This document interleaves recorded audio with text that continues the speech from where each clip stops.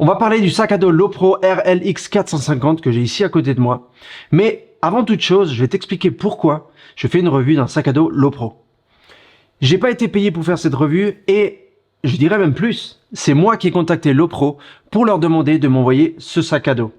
La raison pour laquelle j'ai fait ça, c'est parce que j'ai utilisé celui-ci qui est le Pro Tactic BP 450 II et ça fait 2 ans maintenant que je l'ai acheté. Je l'ai utilisé pour à peu près 97% de mes shoots professionnels. Je dis 97% parce qu'il y a toujours quelques sacs que j'ai testés pour lesquels j'ai fait des revues qui sont très bien. Mais à chaque fois que j'avais besoin d'un sac à dos professionnel, je revenais toujours vers ce sac à dos là parce qu'il est juste absolument incroyable. Que ce soit au niveau de la qualité, que ce soit au niveau du confort et que ce soit juste au niveau de tout ce que je peux lui mettre dedans, et il y a toujours de la place pour un sandwich. Parlons maintenant du RLX 450. La première chose que tu remarqueras, c'est qu'il y a des petites roues, et c'est probablement le seul sac de Lowpro qui a des roues. Et il y a aussi la possibilité de le prendre comme un sac à dos. Donc tu peux faire les deux. Si tu es dans une zone, je sais pas, un train, un aéroport ou n'importe où tu peux le tirer, ça te permettra de tirer beaucoup de matériel et ça t'évitera d'avoir tout ce poids ici et sur le bas du dos. Et donc ce sera beaucoup mieux réparti et tu auras plus de facilité à le tirer. Ensuite, il y a les poignées. Alors il y a cette poignée ici et cette poignée là et tu remarqueras que quand je tire, elles rentrent toutes seules. Elles se remettent en position parce qu'il y a une sorte d'élastique dedans qui les maintient là où elles devraient être de façon précise parce que c'est le genre de sac que tu veux amener avec toi dans un avion ou dans un train et tout doit être rentré et doit être mis parfaitement sans qu'il y ait des lanières comme ça qui dépassent et qui sont un petit peu, on va dire, détendues. De l'autre côté, il y a un porte-bouteille. Alors, on a une fermeture éclair, très bon design. Et quand tu ouvres, tu peux mettre une bouteille qui est quand même large. Je pense que tu peux mettre jusqu'à peu près 1,5 litre, d'après ce que j'ai pu tester. Peut-être même 2 litres. Mais ce qui est bien, c'est que c'est élastique, ça rentre facilement. Et quand tu as fini, tu la plies et tu refermes. Fini. Sur cette poche, on a aussi une autre poche qu'on ouvre. Et ici, tu peux mettre ton passeport, ton document, ton ticket, quoi que ce soit. C'est un sac qui est très stable. D'ailleurs, quand je le mets comme ça, il tombe pas, il penche pas en avant, il penche pas en arrière, il ne tombe pas. Pourquoi? Parce qu'il y a un support en plastique dur ici devant qui lui permet de tenir. Et c'est aussi une façon de le prendre comme si c'était une poignée pour le mettre en dessus, dans le compartiment d'en dessus, si tu es dans un avion, si tu es dans un train ou que tu voyages. C'est un souci que j'avais eu avec celui-ci, c'est que quand tu le poses, on va essayer, il tombe tout seul. Alors pour aussi bête que ça puisse sembler, pour moi ça fait une énorme différence d'avoir un sac que je peux poser sans que ça tombe. Par exemple, si dehors il pleut ou il fait pas beau, ou tu es dans un terrain qui est sale ou j'en sais rien, ton sac il tombe ou tu es, je sais pas, avec un client, c'est très embêtant d'avoir ça. Et quand ça m'arrive, je suis pas content du tout. Donc avoir un sac qui est stable, c'est bien. À l'intérieur, tu trouveras une petite poche comme celle-ci, avec toujours une fermeture éclair. Et à l'intérieur, il y a suffisamment de place pour y mettre tous tes câbles, ou la plupart en tout cas. Tu peux mettre chargeur de Mac, un chargeur d'iPad, d'iPhone, des batteries. Voilà, c'est le genre de choses que j'amène avec moi sur un shoot à peu près tout le temps. Et là, il y a de nouveau des velcro, donc tu peux les séparer comme tu veux. Tu peux les enlever, les rajouter, les mettre en long, en large, proche. C'est toi qui décides. Et là, c'est translucide, donc tu peux voir à travers ce que tu as mis dedans. À l'intérieur du sac, comme d'habitude chez Lowpro, il y a beaucoup de séparations, des séparations que tu peux déplacer, enlever, remettre. Par exemple, ici, j'avais mis un gros objectif, donc j'ai enlevé toutes ces séparations. Ici, tu peux mettre 2 boîtiers avec un objectif des 2 côtés. Tu peux mettre plein de choses. Ici, j'ai un anti-dépoussiéreur, une petite poire. Voilà, il y a ça qui tient les compartiments bien serrés entre eux.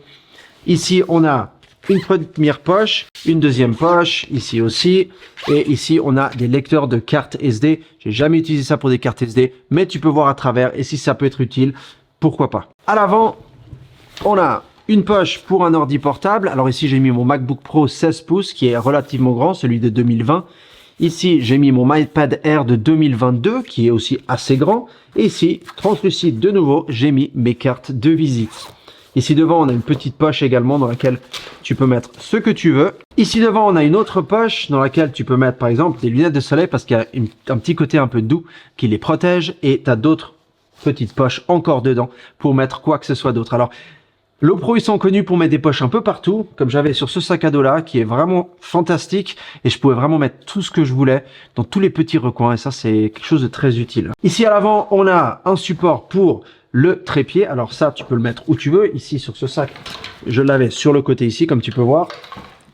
Mais tu peux vraiment le mettre là, ici, ou de l'autre côté. Si tu le mets là, tu sacrifies cette poignée, qui est une poignée très pratique, surtout quand tu voyages.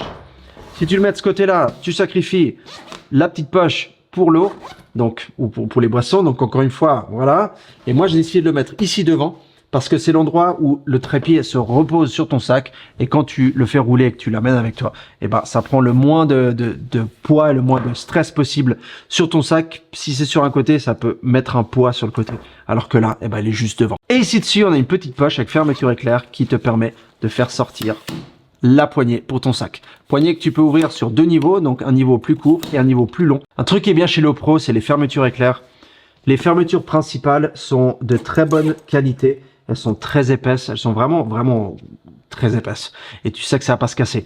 J'ai utilisé ce sac à dos là pendant, je pense, pendant 2 ans. Ça fait maintenant 2 ans et des poussières que je l'ai, 2 ans presque et demi. Et les fermetures éclair n'ont pas bougé. Et Dieu sait que je l'ai beaucoup utilisé, que je l'ai beaucoup maltraité. Parce que des fois, je suis vraiment, je dois faire vite. Donc j'ouvre, je prends, j'enlève, je remets, je ferme, je rouvre, je referme. Des fois, il y a des trucs qui se mettent entre deux. J'essaye de forcer un peu, voilà, bref. J'ai jamais eu de soucis, elle a bien tenu et je touche du bois, mais jusque là, tout va bien. Chose que j'ai remarqué, c'est que dans le système ici, quand on ouvre ces 2 boutons, ce qui se passe, c'est que voilà, ça sort et on peut les remettre. Pareil de l'autre côté, voilà, on la sort, on peut le remettre. Maintenant, ils sont là, c'est parfait. Donc tu prends ton sac, tu le mets en mode sac à dos. Voilà, c'est parti. Tu as une fermeture ici. Tac. Et tu peux aussi mettre ça, qui te permet de le tenir dans cette position pour le bas du dos. D'accord? Ça, c'est bien. Mais je l'ai enlevé pour une question de confort. Et je t'explique pourquoi. Quand une fois que tu as fini de l'utiliser comme sac à dos et que tu veux remettre ça, bah, il faut que tu lèves, que tu mettes ça derrière comme ça, de façon à ce que ça ne traîne pas. Donc il faut à chaque fois que tu trouves le moyen de le faire sans que ça traîne, ce qui peut être assez inconfortable et pas pratique. Et j'ai découvert que si tu fais monter ça un petit peu, ça évite que ça ne touche sur les roues. Parce que j'ai eu ce souci quand je suis allé à Genève pour le salon de la photo l'autre jour, c'est que je le faisais glisser et à chaque fois il y avait un petit bout de la bretelle ou du nylon qui allait sur la roue et ça le bloquait et des fois j'ai dû m'arrêter pour de nouveau relever. Une chose que tu remarqueras ici à l'intérieur, c'est le fait qu'il y a une colonne centrale. Alors cette colonne centrale est inévitable parce que c'est comme ça que tu sors la poignée pour l'utiliser sur les roulettes. Il n'y a pas de magie, il n'y a pas de miracle, hein. C'est la loi de la physique. Et puis il faut qu'il y ait un espace pour pouvoir rentrer cette poignée. Alors tu perds un petit peu en hauteur, je dirais à peu près 2 cm sur la colonne centrale. Ces sacs, par exemple celui-ci, c'est un 450, donc au niveau de la hauteur, il y a suffisamment de hauteur. Et tout ce sac à dos là te permet de mettre tes objectifs debout, en tout cas des objectifs d'à peu près cette taille. Alors que là, dans la colonne centrale, tu peux plus faire ça. Tu peux évidemment mettre des longs objectifs couchés ou n'importe quel objectif. Tu peux mettre 2 boîtiers ici avec des objectifs attachés de chaque côté. Donc tu peux faire beaucoup de choses. Tu peux tout déplacer ici. Donc là, au niveau de la hauteur, il n'y a pas de souci. Mais juste rappelle-toi qu'ici au centre, il y a la colonne, ce qui va t'empêcher de mettre les objectifs un peu plus larges debout. Et si on parlait maintenant du poids? Ce sac à dos pèse 4 kg.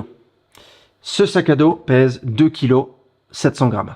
Donc il y a une différence de 1 kg 300 grammes entre ces deux. Il n'y a pas de mystère ou de secret. Le fait qu'il y ait des roues, qu'il y ait une poignée et qu'il y ait ce système-là qui est super résistant et super dur, bah ça rajoute du poids. Maintenant, on peut se dire oui, c'est 1 kg 3, c'est à peu près le poids d'un boîtier avec un objectif. C'est vrai.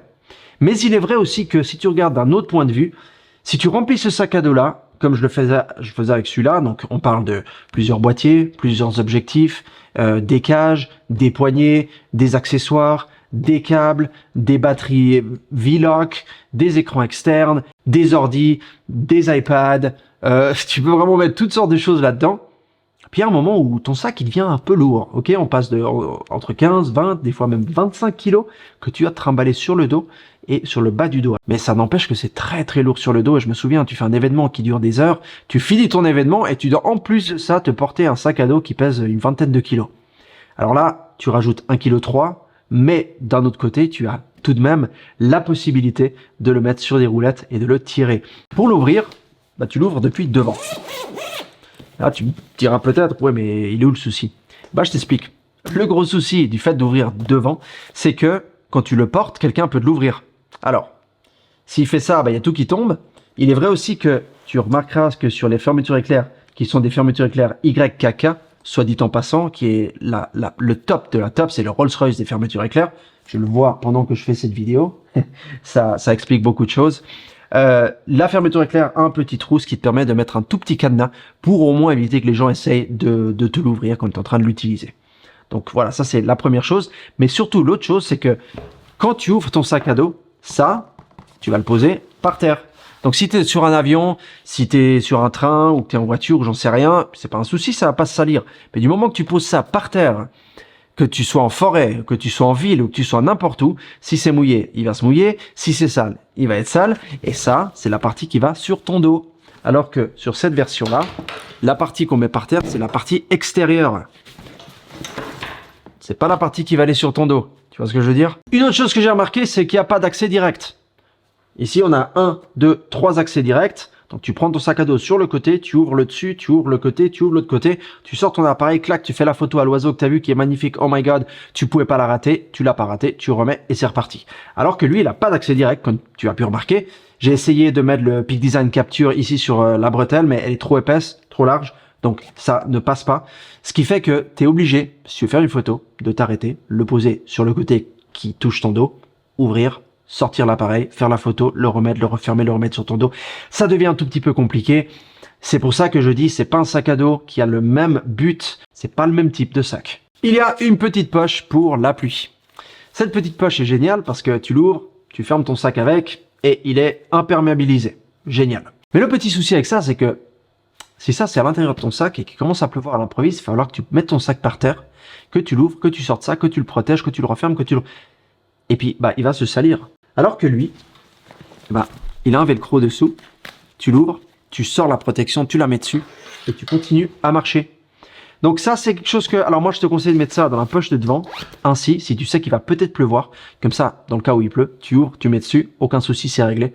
Et sinon, bah, tu mets dedans, mais moi, la plupart du temps, ça va rester ici au studio, parce que pour mon utilisation, je serai pas dans un endroit où il va pleuvoir fréquemment, je serai probablement ou dans un studio, ou dans une maison chez un client, ou à un événement, ou à un mariage, j'en sais rien, ou même dans le coffre de ma voiture, ça va peut-être rester là pour un mariage, donc quelque part, ça m'est égal. Donc pour conclure, il est pour qui ce sac? À mon avis, ce sac, c'est pour des pros. Des pros qui vont souvent se balader avec beaucoup de matos, du matériel lourd, mais qui de temps en temps devront le porter sur leur dos, ou parce qu'ils ont une autre valise ou deux autres valises, ou parce qu'ils sont dans un terrain qui est pas forcément plat pendant quelques temps. Par exemple, je sais pas, tu as un client, tu es à l'hôtel, puis à un moment pour un shoot, tu te retrouves à aller quelque part dans la cambrousse, et bah tu peux le prendre comme sac à dos, il est très pratique, il est très confortable, et ça te permet de faire ça. Et si pour le reste du temps, tu dois le tirer dans un aéroport, dans un train, dans j'en sais rien, tu peux le faire sans te casser le dos. Donc tu as vraiment les deux options et tu peux choisir ce qui est mieux. Si par contre tu es quelqu'un qui fait beaucoup de randonnées ou qui se balade avec ses appareils photo, j'en sais rien, je pense qu'un sac de ce type-là serait plus approprié. Maintenant, une chose avec Lopro, c'est qu'ils font des sacs surtout de ce type-là pour l'extérieur. Et ça, c'est, je pense, le seul sac qu'ils ont qui a des petites roulettes. Et pour moi, c'est beaucoup plus pratique. Pour mon type de métier en tant que pro, ça, c'est mieux. Donc, j'espère que j'ai répondu un peu à la question que tu te posais, si ce sac vaut la peine ou pas, parce que c'est un sac pour toi. Si tu rentres dans les critères que j'ai mentionnés, ça sera probablement le meilleur sac que tu vas pouvoir acheter en termes de prix et de qualité. Parce que, franchement, les sacs Lopro, il n'y a rien à dire. C'est la classe. Je te retrouve dans ma prochaine vidéo. Si cette vidéo t'a plu, mets un petit pouce et abonne-toi. Comme ça, tu rates aucune de mes futures vidéos. Quand tu vas faire des belles photos et à tout bientôt. Ciao.